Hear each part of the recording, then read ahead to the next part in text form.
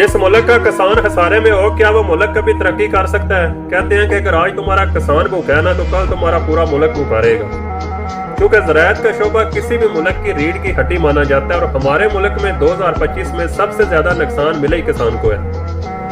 गंदम की फसल से किसान ने नुकसान उठाया, चावल की फसल से किसान ने नुकसान उठाया, भिंडी जब तैयार हुई है तो जानवरों को खिलाई गई है, गन्ने की फसल तैयार हुई है तो उसको आग लगाई गई है। अब आप आलू का हाल देखें, गोभी का हाल देखें, माल्टे का हाल देखें, और इस सब के पीछे बड़ी वजह पता है क्या है? हमारे हुक्मरानों की नाअहली। कहने को तो हमारे ऊपर एक तजर्बाकार टीम मुसल्लत की गई थी कि इनका बड़ा तजर्बा है मुल्क चलाने का, लेकिन इनका सारा तजर्बा न सिर्फ एक सियासी जमात को टारगेट करने तक महदूद रह गया।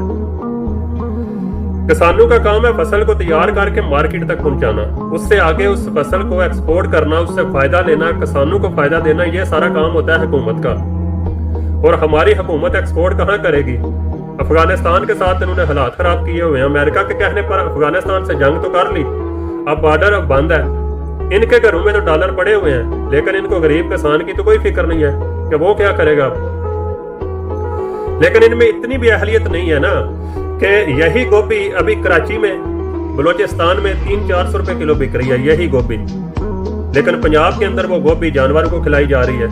अगर इनमें इतनी अहलियत हो तो यही गोभी ये कराची और दूसरे शहरों में एक्सपोर्ट कर सकते हैं या नहीं कर सकते?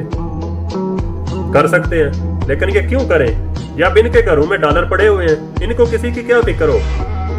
कोई अपना रक्षा जलाए, कोई अपनी गन्ने की फसल को आग लगाए, कोई खुदकुशी करे, इनको क्या फिक्र होगी?